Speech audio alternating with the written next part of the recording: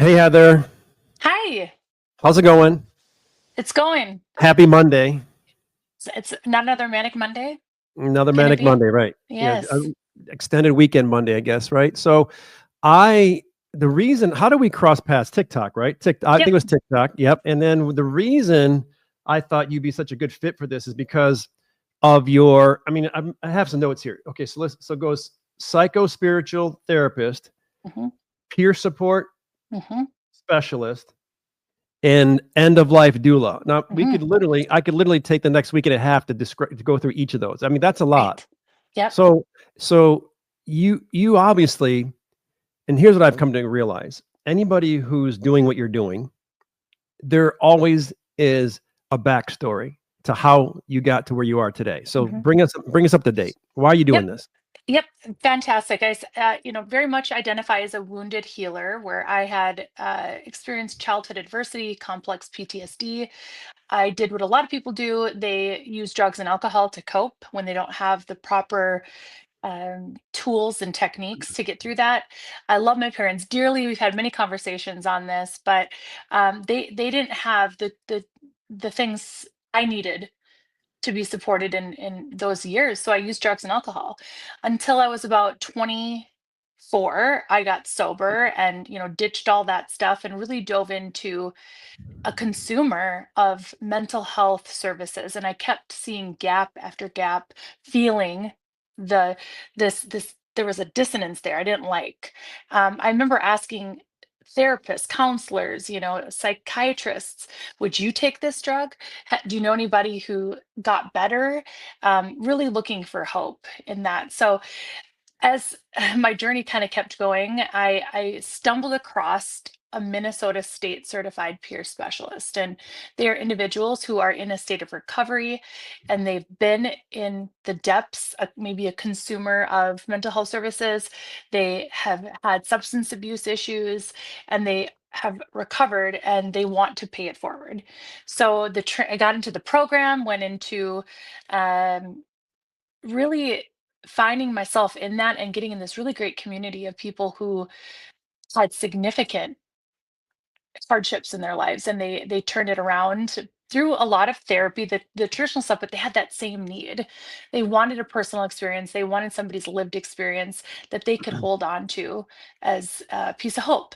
So did that, and the cool part of my story is that I started the first in the nation private sector, like a private practice in peer support. I opened a Mhm. brick and mortar in 2020 and brought in all kinds of other peer support specialists. And within that one hub, we were able to serve all different walks of life, whether it was drugs and alcohol, whether it was a terminal illness. I knew peer support was going to be not just a recovery model, like let's say AA. I knew that it would have so many different ways. If you had a family, if you parented a neurodiverse child, how great would it be to be paired up with a mentor or somebody who's done that and they have all these tools and techniques to guide, mentor you as you parent these neurodiverse children. So I it kind of exploded through that, and building a business through the pandemic was another kind of flex I had because I think that was just such a unique time. And then that transpired into just really falling in love with the healing arts. So I am in a program called Helix, and that is the psycho spiritual where we take Eastern and Western philosophy and put it together.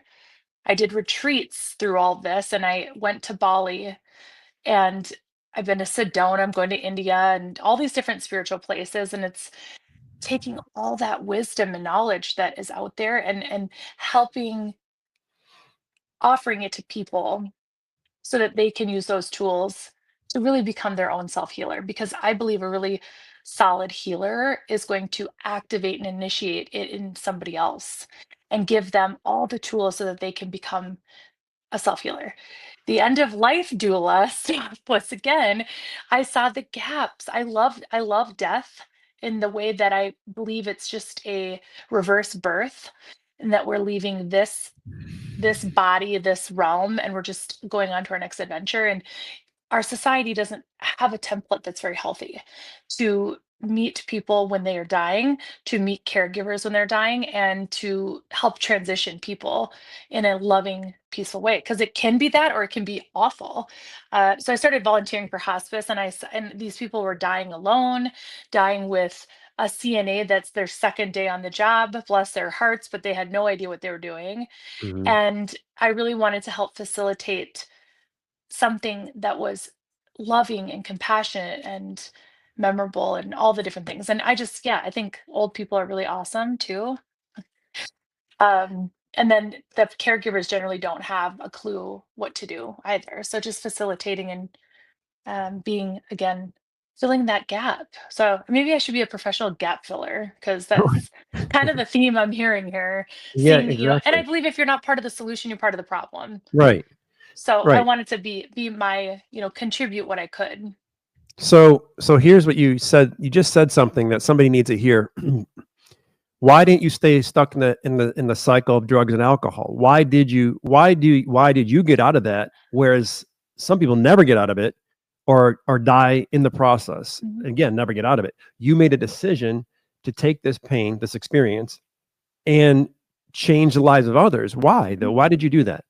So I did it because, well, two reasons. One, it started out as fear, which I wasn't proud of this part, and I had to kind of reckon this. I didn't want to become my dad. I was so terrified to be him that I wanted to do everything I could to be the opposite. So I quit, but I resented him for it. It's like I felt like he was the reason, and because I had a lot of FOMO when being 24. I lost, I say in air quotes, every one of my friends. Later, I realized they weren't friends. They were all Mhm. drugs and alcohol people. But it was it was that. And so later I did it for me through that. I started to choose sobriety for myself, and then it felt so much more genuine and loving. But I'll tell you, this is kind of the story. I have a deep connection to God and the universe, and like whatever source energy is out there that we all, I believe, are connected to. I was blow drying my hair, and it was like the like the clouds parted, and it was just this knowing he kind of put on my heart of, this is the path you're going to take. And I said, okay. And then I was blindly led one little bit at a time. So it really, I like to take the credit for it, and it's not me being humble, because it's not. I felt I was really divinely guided, and just kept saying, yep, I'll do that today. I'll do that today. And it really is one step at a time. It is, and Hmm. you said that you had a post a couple days ago, came across my feed, and you said, "Don't feel overwhelmed with this process." Something that really resonated, because I totally Hmm. relate to that. I always tell people it's one step at a time. Yes. You don't eat the whole sandwich at once. Yep. Step by step, it's a process, right? So that's something I want to touch on. But before that, is Dad still wrapped? Is Dad still alive? He is. And ironically, the last drink he had was on my 21st birthday. So And last year, right? Was that what last year? yeah. Oh, you're so kind. 20 years ago. Yep. So I'm 41. And he went through his own bitterness. I felt he was like the traditional dry drunk and very bitter and cynical. But he has grown so much, and we've grown together in this journey. And he's still sober to this day too, which is a huge, huge thing for him. And you and Dad are good now. I would say that we are cordial, and I hope that we can be have a more vulnerable. The vulnerability piece for him is very challenging. I Mhm. prefer a more vulnerable, transparent relationship, but I've accepted him where he's at. Great. Yep. That's really good. So, but you realize, I'm sure you have realized this a while back, if it wasn't for that tumultuous relationship, that strained relationship, that dysfunctional relationship, then you wouldn't be where you are today. Absolutely. I believe that this was when I really got into my sovereignty and agency, and just really accepted those parts of myself. I was like, I chose this. I chose this life, these parents, these tasks, these things, with a connection to God. And it's like I chose this, let's say, simulation of this human experience, and it's to grow the way that I have to be able to do the work that I'm asked to do through me. So Sure. absolutely. So how do you help people at this point now in your life experience? How do you help people reconnect with that trauma, that pain, in a world in a world that doesn't really Mm, promote that. Let's not talk about that. Let's toughen up. Let's get through it. But here you are. No, let's get through this. And you have a special way of doing that. What's that yeah. look like? Yep. So, first off, I think vulnerability is a super skill of mine, and if I show my wounds first, nobody wants to go first. That's really what it is. But the second somebody does, they will open up, and I'm very transparent and vulnerable. My kids literally they say I'm like the grossest, cringiest boomer, all this when they see me post on TikTok or this or that, and it's like I am doing this because it is for my healing, which is never ending, and then it will touch the heart and souls of others. And it always does, but it's that transparent, and I don't do it to get anything out of it. And then when a client it resonates with my work, they are automatically, I don't have to sell anything. And I used to have a lot of shame when I first started this about like, hey, you're in a vulnerable, horrible place in your life. You want to buy sessions with me? Like I had this, but it was my own not good enough or not worthiness wound that I worked through. And now I know I have a potent medicine that once they start taking it, it changes every facet of their lives. And it's through the vulnerability, I can see the potential and the wounds, how they are that duality. I see them. And then we go in to the body and we essentially experience them again where things are still active because trauma will stay active in the body through sensations, through pain, through all the things. And it's projected and spewed out in a yucky way that will ruin relationships, ruin the quality of your life. It will keep you stuck. So Mm-hmm. once you go in and it's so simple, it's not easy. And I often believe our nervous system will not allow us to go inward when we haven't cultivated enough safety. And most people are just afraid and not Yeah. safe. So when the nervous system is balanced and regulated, which is the first step, we're able to go in and then feel the parts that they surface on their own, and you literally just you feel it, describe it, sit with it, calm the nervous system, repeat. And it's a somatic exploration that again I just do organically. I've had a lot of training and a lot of lived experience, but it's different for everybody and how I help create their authentic process because it's different for everybody. It is. Mhm. I'm sure you're a big fan of Brene Brown. Yes, She talks, absolutely. she talks a lot about vulnerability. Mhm. So the person listening right now that knows they're stuck, knows that that trauma, those experiences are holding them back, and they're listening to you right now. What are you going to tell that person as far as here's a baby step? I know everybody's different. I get that. But there has to be a common thread with the clients you're seeing and the process that you're using. There is that first step, and you're saying vulnerability, and they're saying, well, what does that look like? How do I Yeah. become vulnerable? What does that mean to somebody? If you can break it down a little bit Mhm. more clearly for somebody who's listening, who wants to take that first baby step, what's it look like? Slow down. If you want to get vulnerable and get real, sit down, slow down. It is slow is fast. People cannot even sit in a chair for more than 5 minutes without feeling vulnerable, a Hmm. feeling, an emotion, or something. And you'll see this. They'd rather clean toilets and do laundry and all the things than face themselves. And it's Busy. Yep. We're all busy, we're all this, we're overscheduled, we're overdoing, we're go, go, go, go, over caffeinated, underslept. I mean, it's just and it's probably that's a hard thing to do. So to bring it down even smaller than that, would be to feel your body. I mean, we embodiment is in the body. We're stuck in this mental construct continuously. And if you can just go into the body and feel around, literally feel it. I mean, it sounds so stupid, but start connecting to gravitational points and be like, where am I? I'm right here today in this bedroom. It's so simple and so dumb that I think that's why we just reject it. Cause like, what's that going to do? It does a Hmm. lot. It does a lot. And it's just being present. When you're talking, I'm feeling what you're saying. I'm not sure how much of my story you know, but I went through 5 years of consistent suicidal depression. Mhm. And it was it was at a point where I felt like, okay, this is either I'm going to take myself out with that gun, Mhm. the knife, or the pills, Mhm. or I'm going to get through this because there's no way in hell I'm going to live like this the rest of my life. I couldn't do it. It was a Mhm. god awful, miserable experience. Eckhart Tolle, Mhm. The Power of Now, Mhm. his book is just so profound that Mhm. it just everything he said just made so much sense. And to your point, it was simple.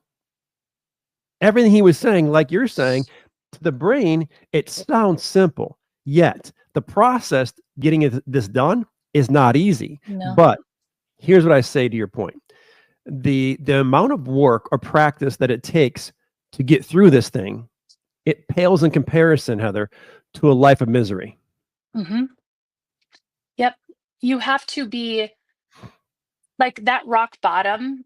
Often people come to me when they're at that rock bottom or they've gone below it, and that's a beautiful place to be.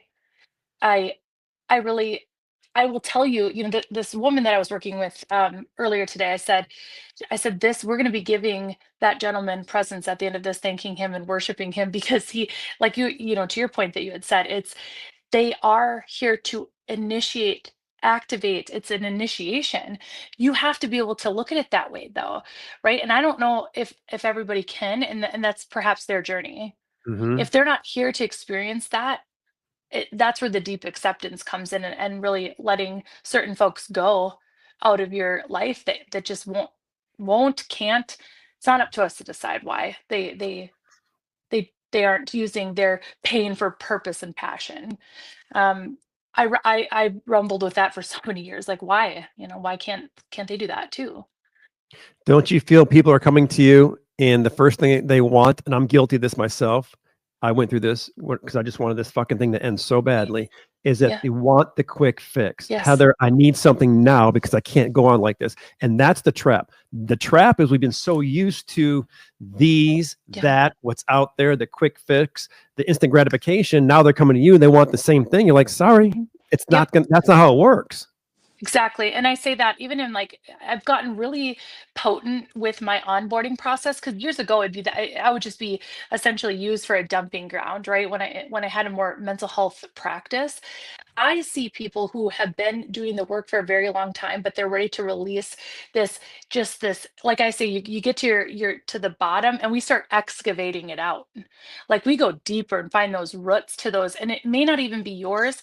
I'm in the lineage, the generational trauma, the collective trauma work now, because that is the reality. When you've, let's say, licked or healed all these wounds of your vessel, there's way more. And I really believe that that's the deeper why that I'm here, and helping people not pass on the baton of trauma and drama to their kids or grandkids, but give them a lineage, excuse me, a legacy.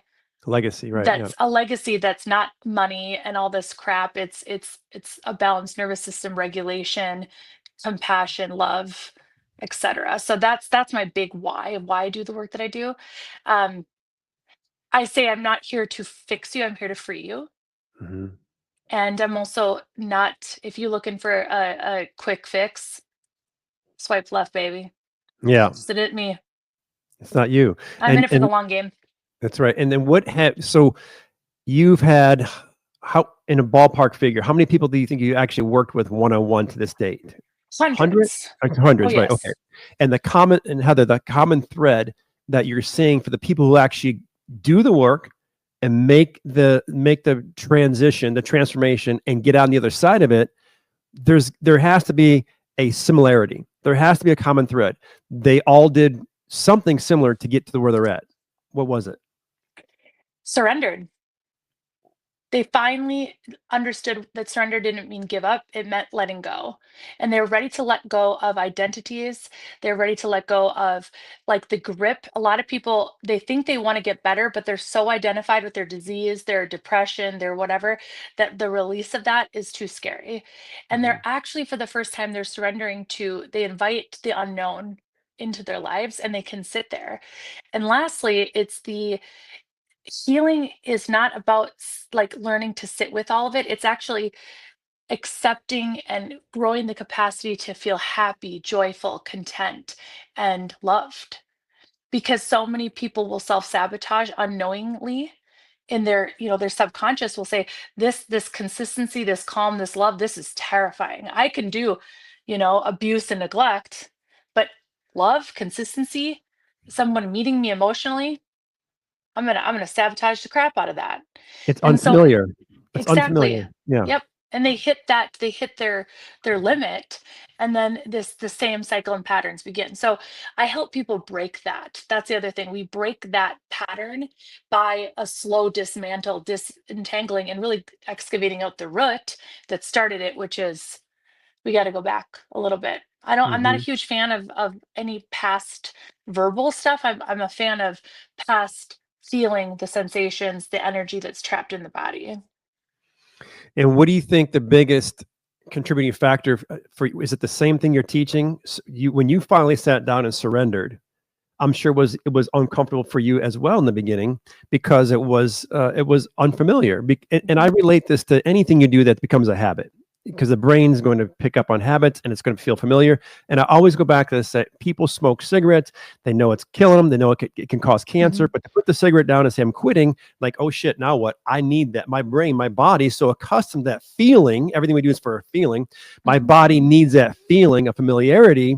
So fuck it, I'm gonna go back and start smoking and drinking because I cannot stand the feeling of unfamiliarity.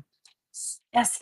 And so the other part that I notice that people do too is they source the feeling that they're looking for from that. So it's often like I will ask you, what do you want to feel? What do you feel when you smoke? Well, I feel relaxed and content and happy. Okay. Well, we're gonna source that from within. What do you mean? Right? It's always, and it's going in and inward is different for everybody. But once those feelings are sourced from within, we go in and we create them. That's also where, because once you are unconditionally loved by yourself, chosen by the self, cherished, worshiped, loved, whatever, everything outside of you not only will reflect that, you will never you won't accept it anymore. The desire goes away. I had the worst habit of drinking and alcohol were easy to kick for me.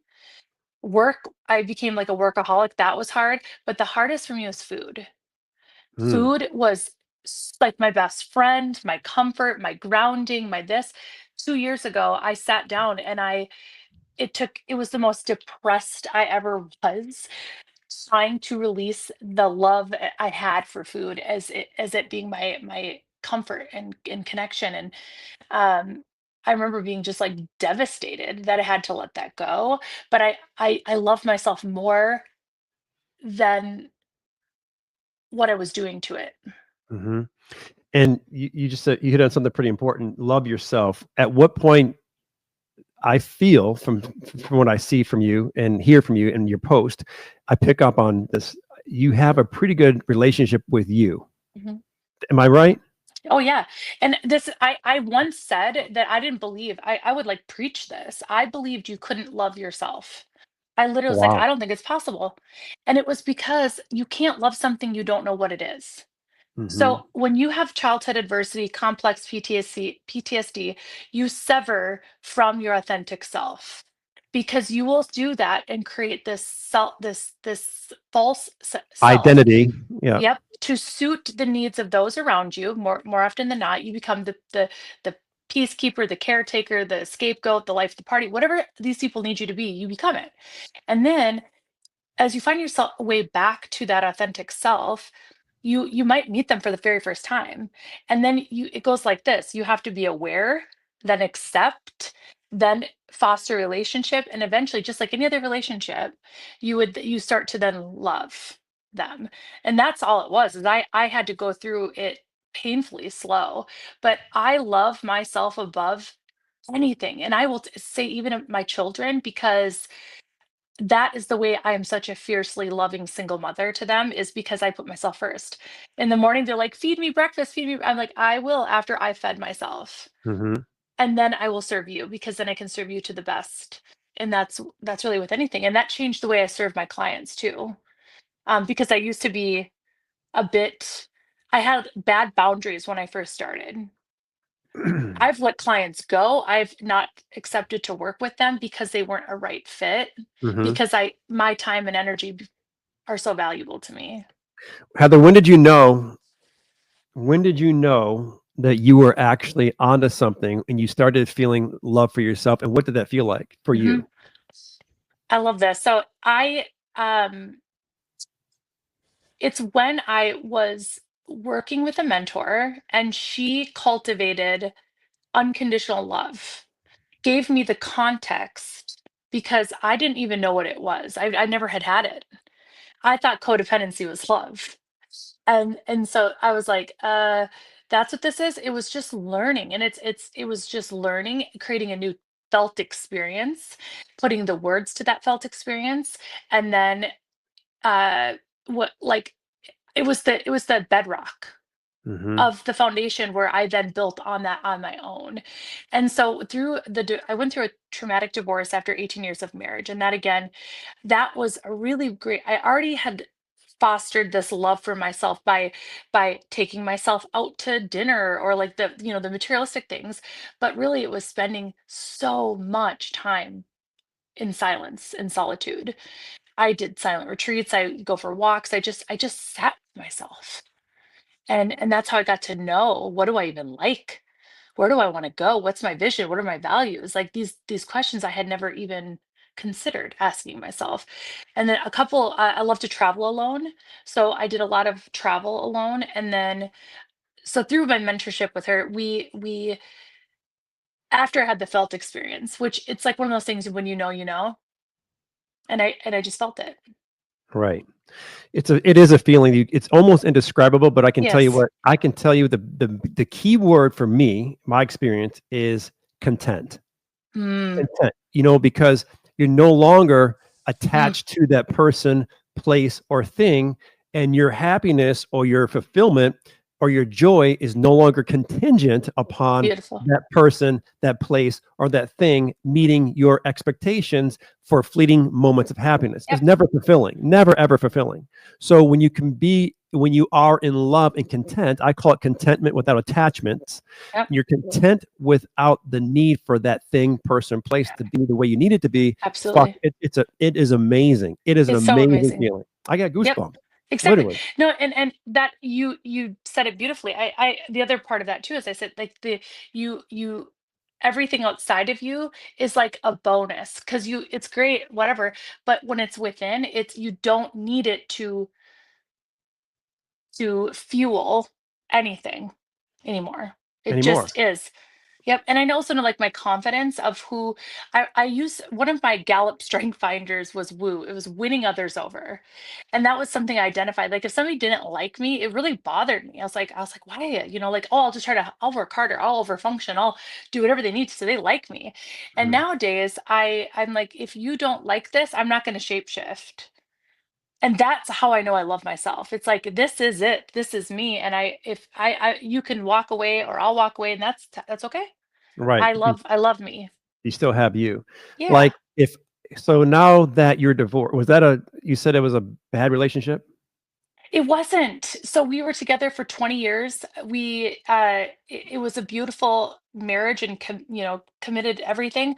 And he had gone through a traumatic event a year ago and it was like a switch was flipped and turned into somebody I didn't marry and it was really awful. We tried everything and it just is devastating.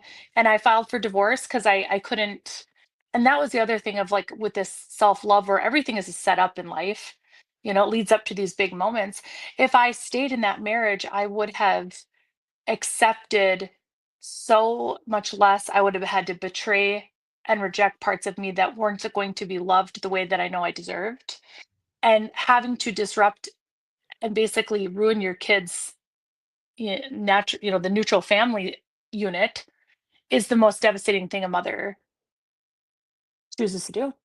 Yeah, you were I'll live settling. with that, forever, but I had to choose me. So now what does it look like? So now here's what I can say, and this is non-judgmental observation. When you get to this point where you are at, after you're doing the work, don't you find that it's almost a catch 22? You probably are finding out that, okay, the selection for compatibility with somebody else, it narrows. At the same time, it's not that big of a deal because you always got you. Are you finding that Yeah. should be true? Oh yeah, like I didn't even think I was gonna date or ever go out into that pool again after this. I was like, Mhm. because like I can go to any restaurant, any country, any movie, any this or that, and I'm so content by myself. That type of thing. But what I am is I serve love. I believe I've embodied love and I am love. And so in that, I actually met somebody 3 months ago where he is the male version of me. And it is just so incredible to not have given up on love or thought, I didn't try to find him. It was just this kind of organic thing, which is really beautiful. Attraction. Yeah, and it's so ungodly good that that's the kind of little tidbit I tell, because people who've been divorced, they're like they would say these things, and I was so skeptical that I would never Mm, find it again or never mm. experience it. And not only did I, it's the depth I've always desired, and the love I give, it's the reciprocal, and it's Right. so beautiful. So now you enter into that relationship as a whole person, right? So you're contributing to it, you're complementing it rather than trying to suck the life out of somebody. It's so and the saying, well, you complete me, is not really the healthiest thing to be saying, because you ought to be complete.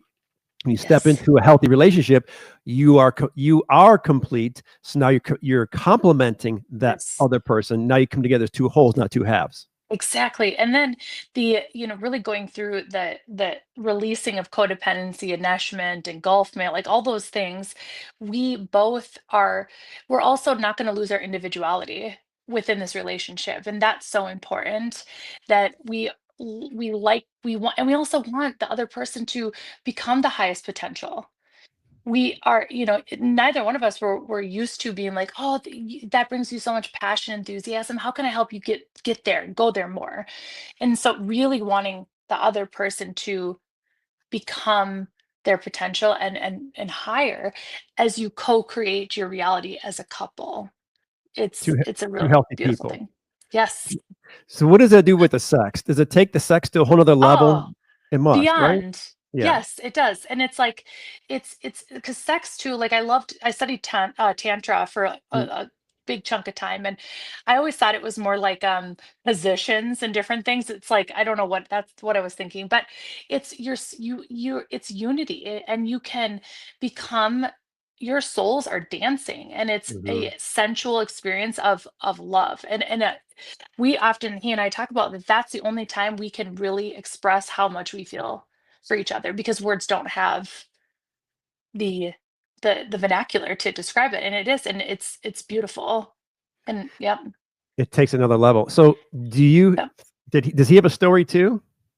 Yeah, he does. He was single for a majority of his 30s and Mhm, poured into his healing, which is I knew that I was exactly what I was looking for. And I'm like, if like literally scared everybody away that like even came within 10 feet of me, because I knew what I was looking for. I'm like, you're mhm. not it, you're not it, you're not it. I was looking for a deep man that they could have the capacity to meet me in my dark feminine, my light feminine, my wounded masculine. That polarity was so important to me that I needed a man who had healed any wounded feminine or masculine traits and knew exactly who he was, where he was going, and how to hold a strong woman, because I am like the CEO boss bitch, and then I come home and I want to be received in a soft, loving way. But also I need him to be a leader and dominant and have that masculinity So intact. so there you go. So what you do, you had the commonality as you both been through the process. Yes. And that's huge. That right So there. huge. And you could have met him 10 years ago and vice versa and not be ready for each other. That's right. But going through the process, getting to know who you are, loving who you are. Now here's who I am. Let's make this thing work. Yes, and the I realized that a man needs to be respected, and he should. If his partner does not respect him, that's just like bad right off the gate. But I have to have I've realized that for me that I need somebody who's been through some shit to really deeply respect them, Or they've taken some hard stuff that they've gone through and they've alchemized it into some way. But if you're going to block, reject, suppress, and avoid that, I have no respect for that. And that True. is just a value of mine. And so, again, back to your original thing, I'm okay with that too. And if you don't want to and you choose that, then we're just not compatible, right? Like it's pretty easy. Let's switch gears a little bit here because you Yeah. you work with people who are dying. Yeah. And what have they taught you? Because obviously you have not been in that position. You Mhm. haven't. You're healthy. You're not on your way out. I mean, we all are in a sense, but you know what I'm Yep. talking about. So that those people who you're working with one on one as a doula, they're sharing their experiences with you, and you now know something more than when you started this whole process. What's that Hmm. thing that you've learned that you can share with somebody that to help them, maybe because they're in that situation, and maybe they're in hospice, maybe they're dealing with something chronic or fatalities. What does that Hmm. look like? Yep. And this is that the art of detachment too, that I see them detaching from the physical form. And that looks like a lot of unburdening of regret, things they've done. They will tell the more of the geriatric community, they will tell you their dirty laundry, everything, because they just want to clean their soul. It's this like purification process. It's very sad. There's a lot of crying. There's this. Then there's folks who are, they've literally have not a single bit of despair or regret, and they're so happy and excited. And so that's the part I see, is this regret. And we hear this all the time, things they didn't do, the shoulda, the couldas, the wouldas, the risks they wish they could have taken, or the pain they've caused and how they wish they could take it back. Hmm. So I do think, I've always thought purgatory is more of a place on earth where that we are in Yeah. this sort of suffering to really clean and become new again, so that we, where we go next, we're just more whole and more, light. So there's that. A lot of forgiveness, and mostly with the self. They are holding on to this resentment, this bitterness, but it's towards themselves and they don't know it. They think it's this person and that person, and it's this, that they deeply want to forgive themselves and let go of some things they've hurt themselves. So I see that.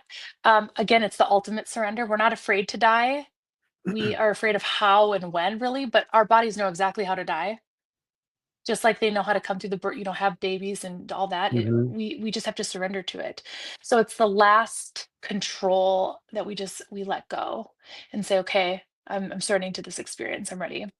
And I've seen people have these moments at the last minute before death, and I've seen great connections of estrangement. It's a really beautiful thing. To It's very healing. So this is, I've come now that you said this. Has there been anybody ever come to you with something so traumatic? You're like, oh shit, that feels like it might be out of my wheelhouse, and I don't know how to deal with it. Has that happened to you yet? No, it hasn't. I know that if it is anything that I've had the absolute worst a human could, for my, I feel I've had, heard, processed, and sat with the most, you know, ter- this heinous things you can even imagine. And Like back what? in, Just share, like, give an um, example. well, Without the obvious other names, but just what the absolutely. experience is. Well, okay, suicide, murder, overdose, incest, sexual trauma, sexual assaults, um, all that kind of stuff. So Hmm. in different combinations, and yeah, drugs, theft, and then that's all, like, the dark stuff, and there's so much other, like, spins to it. Did you say So murder? yeah, Oh, so you sat with somebody who's on their deathbed and actually told you they murdered somebody, or yeah, yes, and yep. did they have to serve time for that, or they got away with it? It was a, like, this individual was a, were they like manslaughter type, Oh, got you. Right. like they had murdered Drink, somebody, but it was like kind of an drinking. accident, kind of not. I gotcha. Yeah. Yep. You're a human being. You have a heart. You have a soul. You have feelings. After somebody spills it on you and shares that with you, what's your outlet look like? Because to take that on a regular basis, I know they all don't come to you with the same severity of the level Mhm, of trauma, whatever that is, mhm, but you still take it on. My sister is a child life specialist, okay, mhm, and she told me the other day. I mhm. said I was back in Michigan visiting, and we sat down. I mic'd her up and we talked, and I asked her what was the youngest child that ever tried committing suicide that she's dealt with. What age do you think it was? Take a guess. It, You say 8, yeah. 5, 5-year-old kid. I'm like, Caitlin, how do you deal with that? Like, how do you Mhm. sit with the kid? These kids are doomed, in my opinion. There's such a horrible experience. They're being beat. They're being just all kinds of traumatic experiences, right? They're Right. children. They're children. And I asked her, how do you deal with that on a daily basis? That's your job. Mhm, You're taking that on. And she gave me her answer. She says she leans on support. She has her mhm. daily non-negotiables, and she has her routines. What do you do? What are you doing? Because obviously, does it affect you? Do you feel it? So it used to. I used to come home and I would like lay in the fetal position in my bed and cry myself to sleep over these things. Like when you're green Mhm, in this, that's very mhm, common. You don't have a process of where it flows in and you release, flows in, release. So I created a really potent process of, again, that connection to God. So I literally make an intention, pray before I serve somebody, and I become a channel, a vessel. So it flows through me. It literally goes through like this. Oftentimes people will say, "Huh, what did you just say?" And I don't even remember because it's such a flow mhm, of being open that way. And it when my heart, so we receive love from our backs. We receive love comes in through the back and out this way, right? So I picture the love of me just kind of going through, and it's connected and then it's just gone. But my God, did I hold on to the stuff in the very beginning? Looking back, I work out every day physically. I meditate, I eat very clean, I run, I like to dance.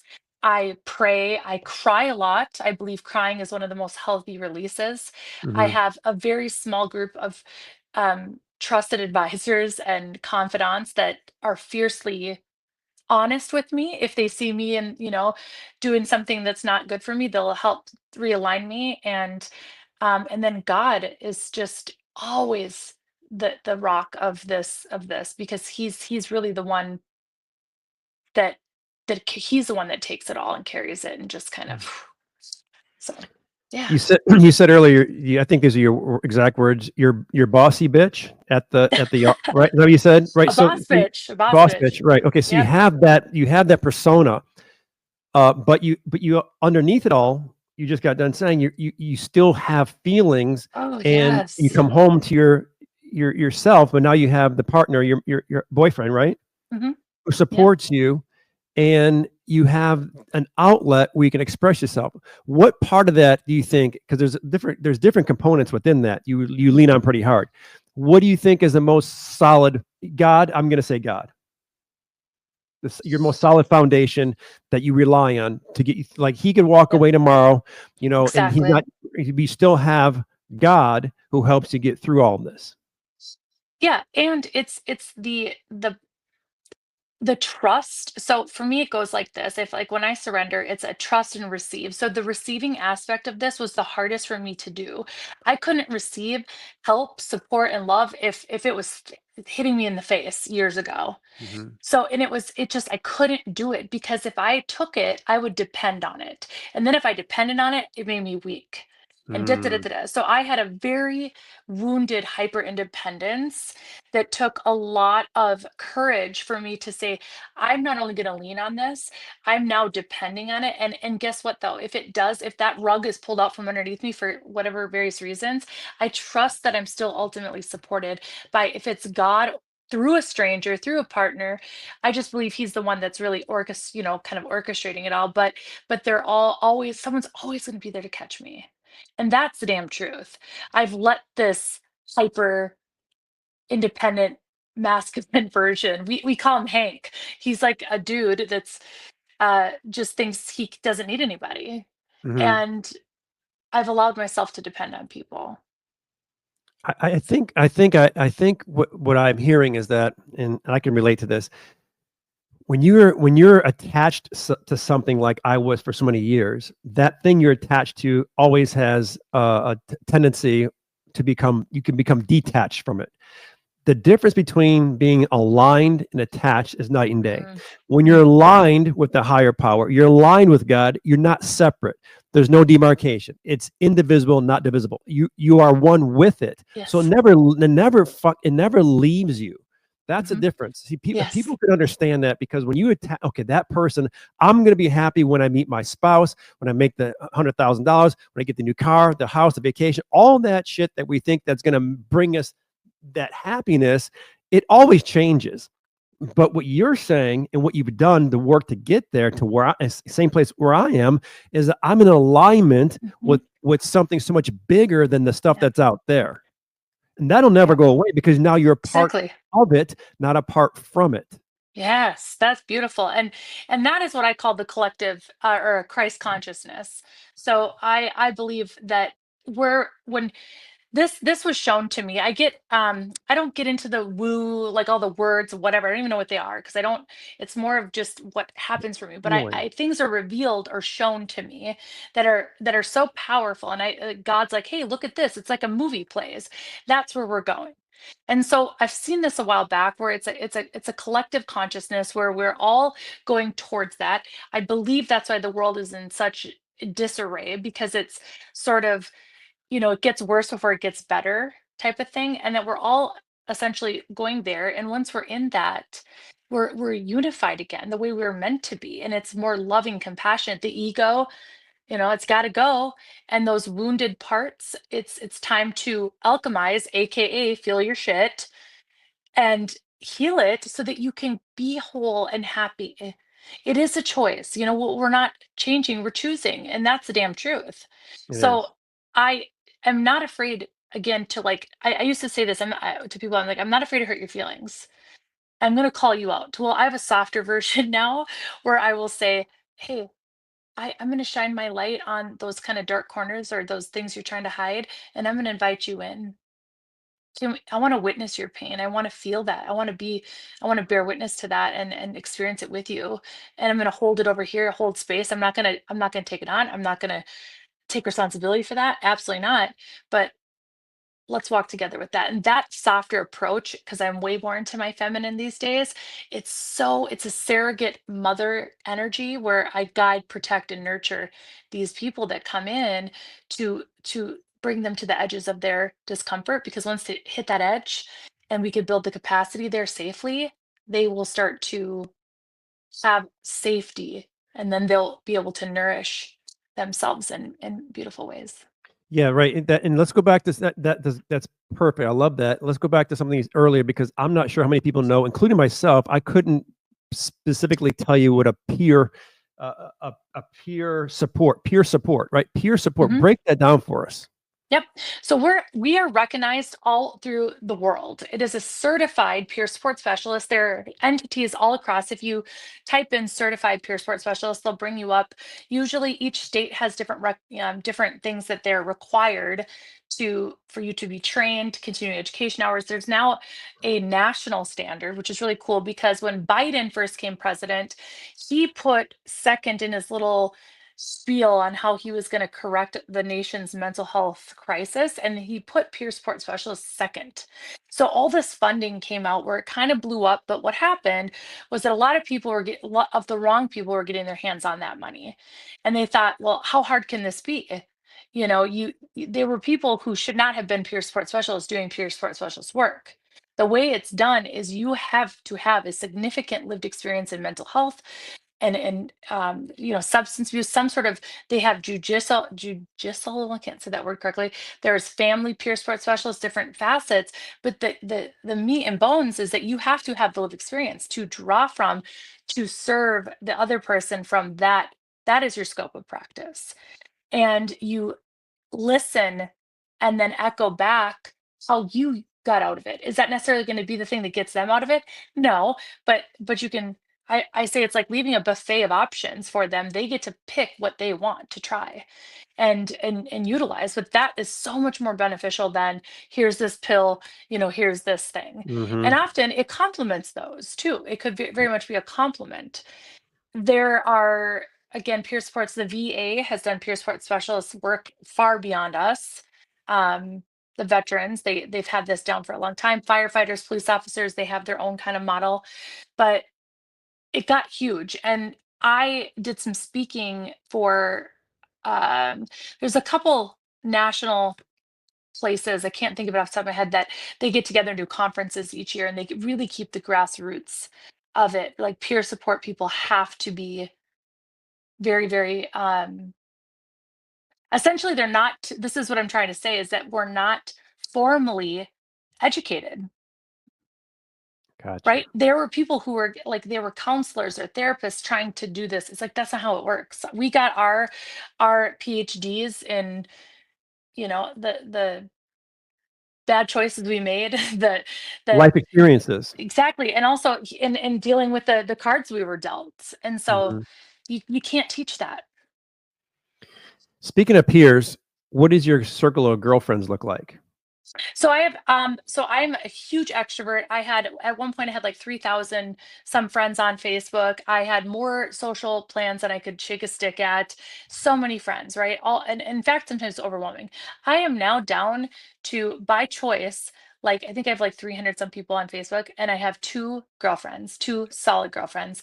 Yeah. I only associate and allow people access to me who are meeting me where I'm at and helping me go to where I'm going.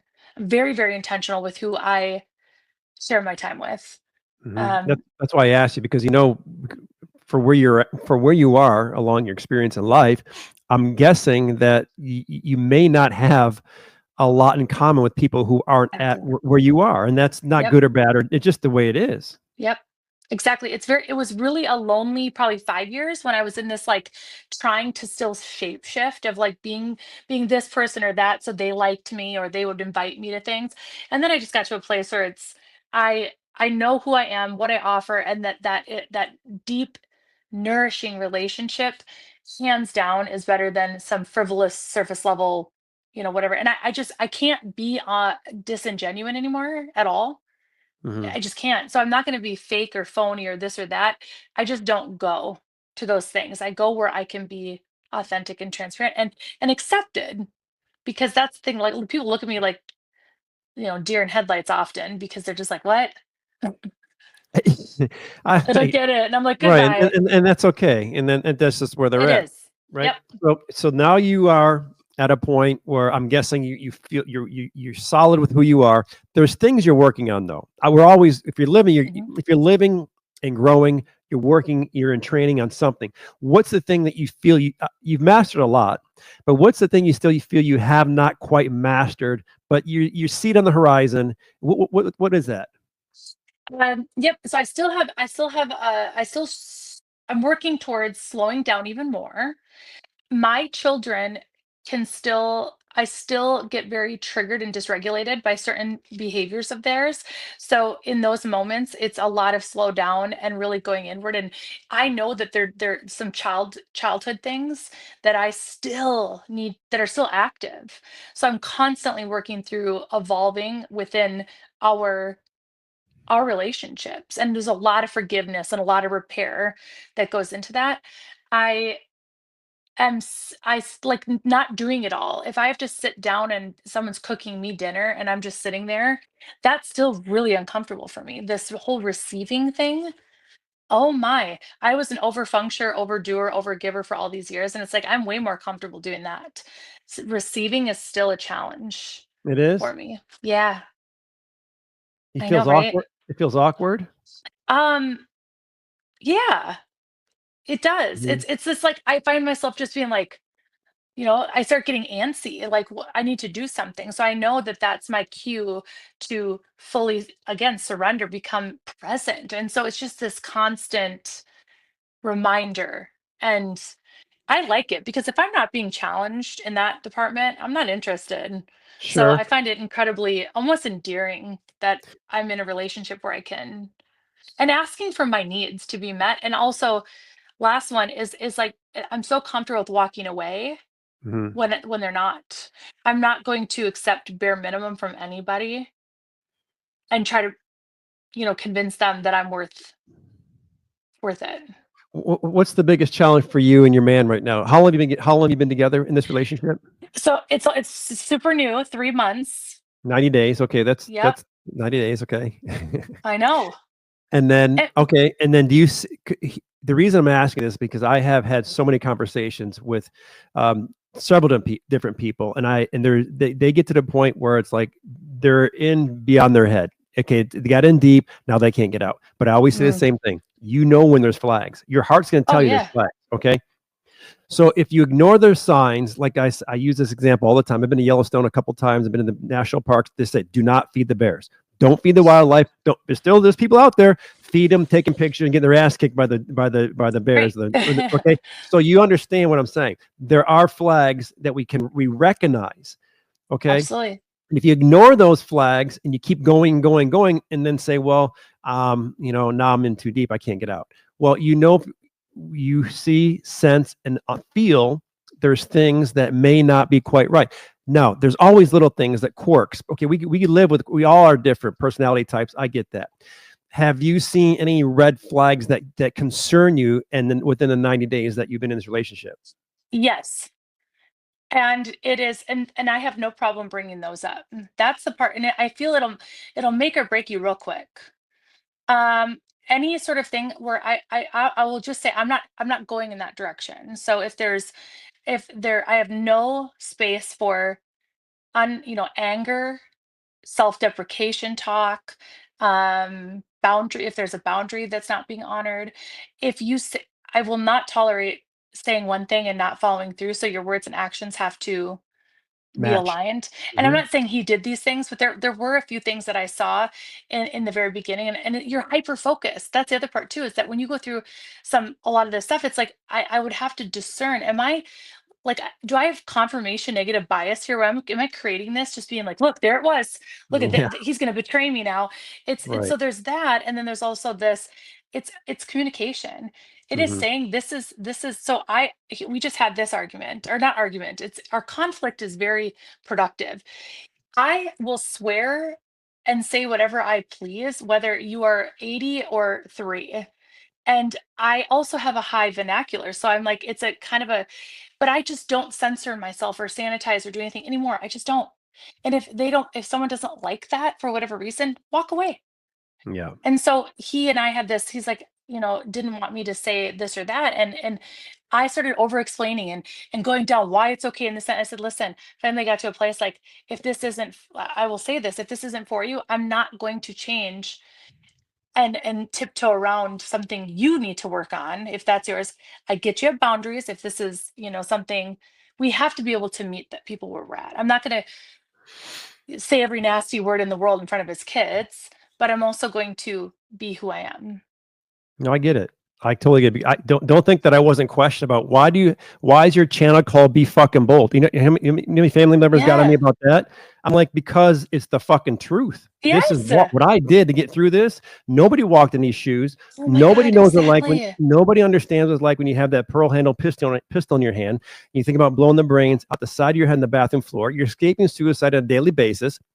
I dropped my son off at school in the morning, not sure I'll be alive to pick him up. I walked this war. I've been through this war. It is fucking raw. That's why it's called Be Yeah. Fucking Bold, because it took boldness to get my ass Yes. out of that situation. So I can relate 1000% to what you're saying.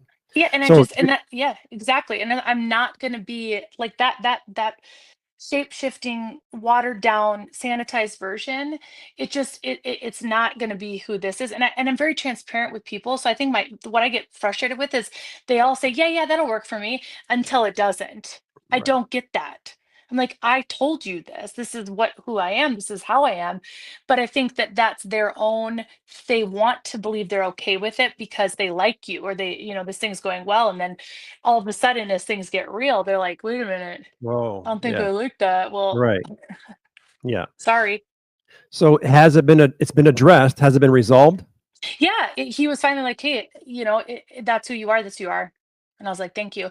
And again, he's like, it's the other way. If there's something he's going to do, and this is also he introduced me to his kids for the first time, so that's this whole new world for me, and Mhm. I will be doing that at this like 6 month mark, but it's such a vulnerable and raw, and like those are our kids, and these are these people coming in, and so it's a huge growth and learning thing that neither one of us have done.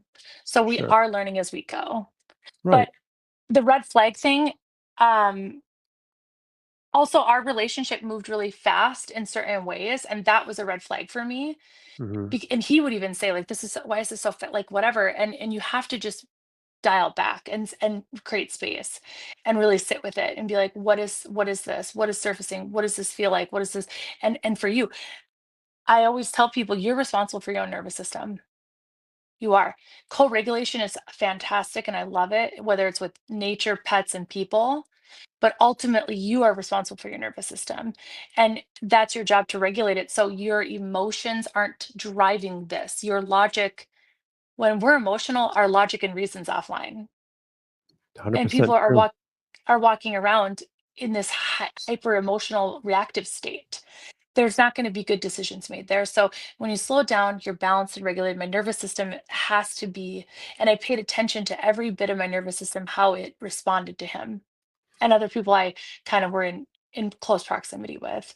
And it Mhm. was so calm and so balanced and so safe feeling that I've never felt before. So that was a huge green flag.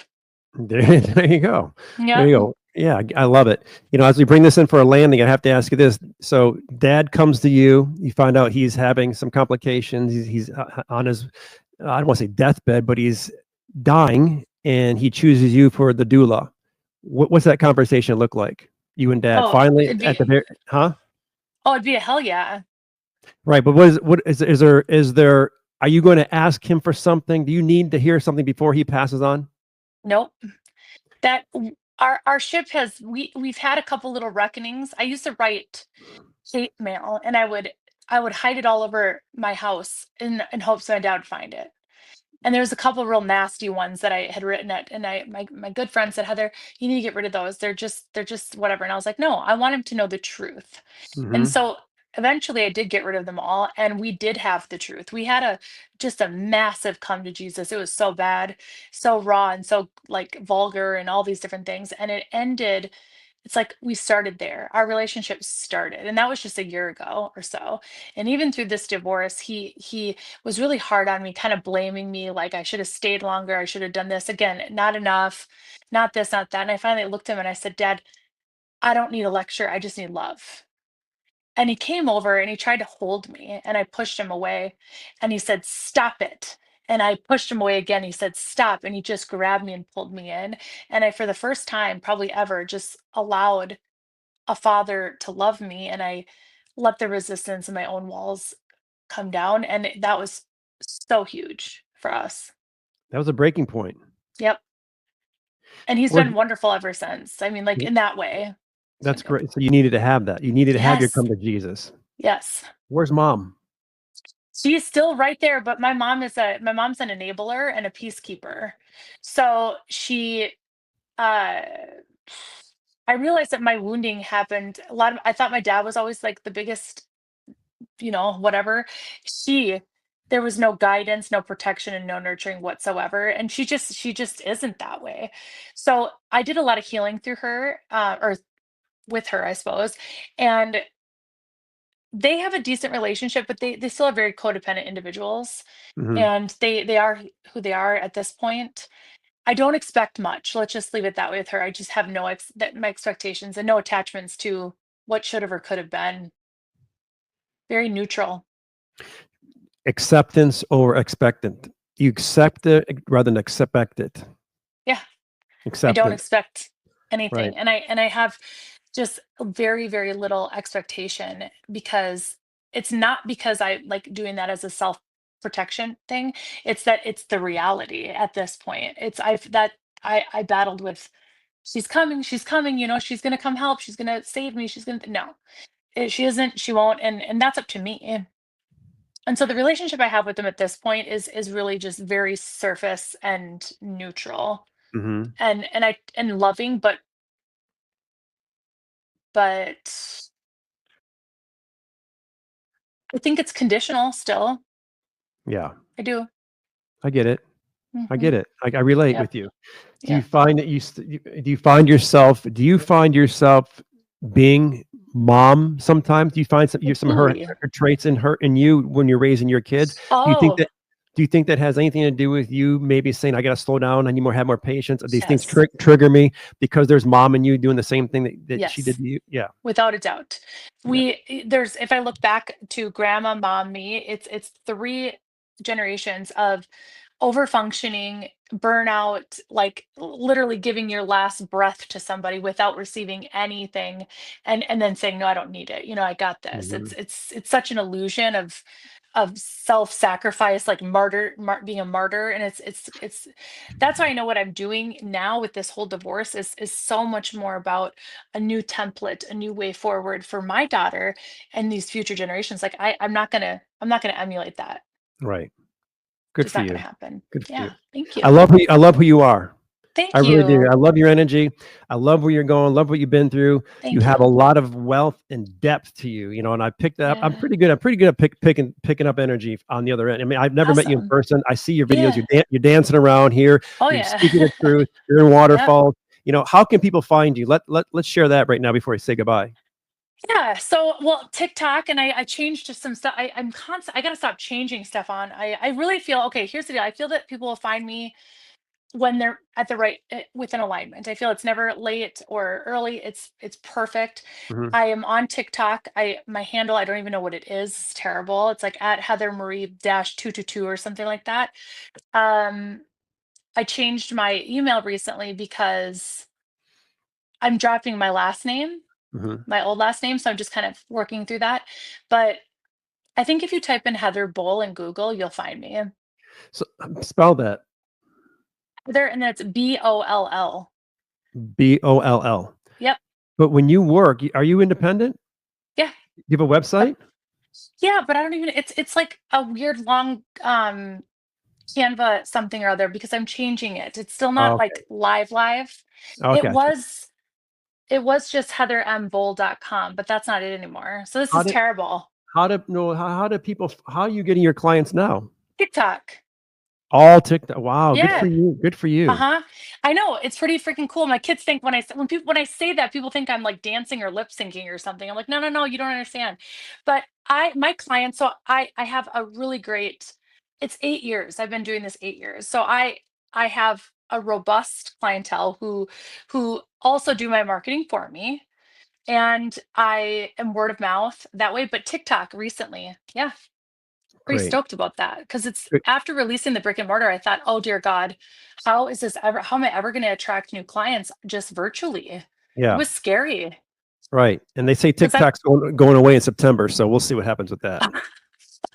again, Yeah, that's what they say. Yep. That's why Mr. Beast and all these guys, billionaires are trying are to going buy it from crazy. Yeah, they're going crazy Ah, trying to buy it from the Chinese. So anyway, what I want to do is keep you in the loop, keep us in the loop, and then when you have some more to share, because I have a whole list of things here that I could have gone on about. But listen, you're going to be invited back, and you come back, you awesome. Loved share it. whenever you want, and I really appreciate having you. Have a great day. Thanks for your So time. great. Thank you. All right. All And to right. everybody out there, be fucking bold. We'll catch you in the next one.